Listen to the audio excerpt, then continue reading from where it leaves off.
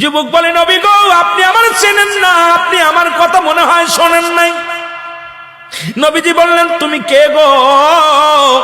যুবক বলি, ইয়া রাসূলুল্লাহ, ইয়া হাবিবাল্লাহ, আপনি কি জানেন না মক্কা মদিনার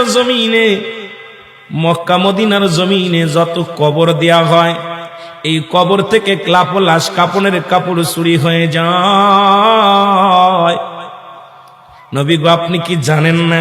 নবী কয়, হ্যাঁ আমি জানি, কাপনের কাপড় চুরি হয়। ইচ্ছাইতে কষ্ট থাকতে পারে। নবী চোখের পানি ছেড়ে বলল, যুবক রে, মানুষ যাবার পরে 3 টুকরা কাপড় মাত্র সঙ্গী।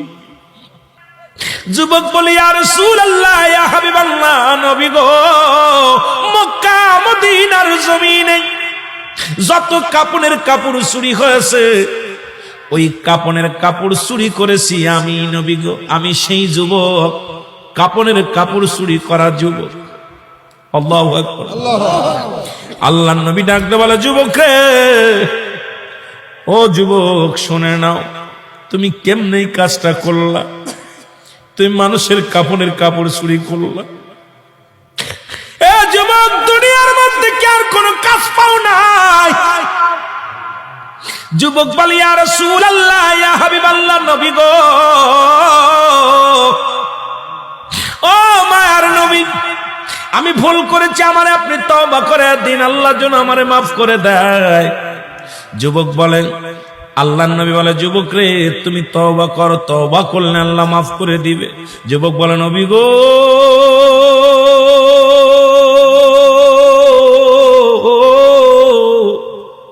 আমার বিশ্বাস এই জমিনের মধ্যে আমি তওবা করলে আমার গুনাহ মাফ হবে না, কারণ আমি এত বড় পাপী, আমি এত বড় অপরাধী। আল্লাহর নবী কয়, যুবক রে, তুমি তওবা করো, তওবা করলে আল্লাহ তোমারে মাফ করে দিবে। যুবক বলে, নবী গো, মায়ের নবী, আমার মতো পাপীরা আমার আল্লাহ ক্ষমা করবে না।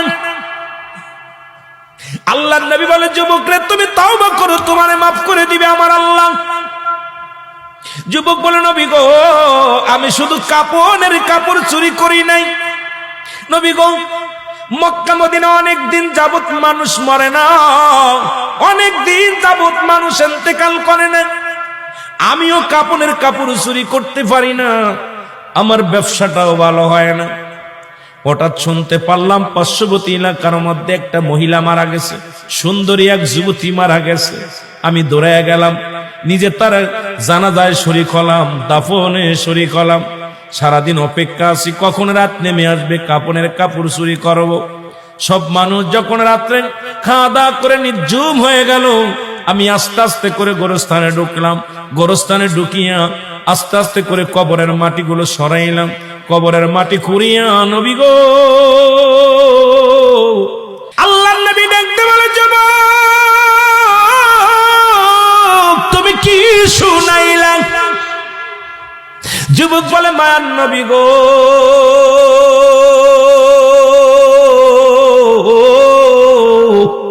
ও মায়ার নবী, যখন আমি নবী গো ওই মহিলার সঙ্গে ব্যভিচার করিয়া কাপড় 3টা নিয়ে লাফ মেরে উঠলাম কবর থেকে, এমন সময় একটা আওয়াজ শুনতে পাইলাম, ডাকতে বলে, যুবক রে, আজকে আমি তোরে বাধা দিতে পারলাম না, আজকে তোরে আমি ঠেকাইতে পারলাম না।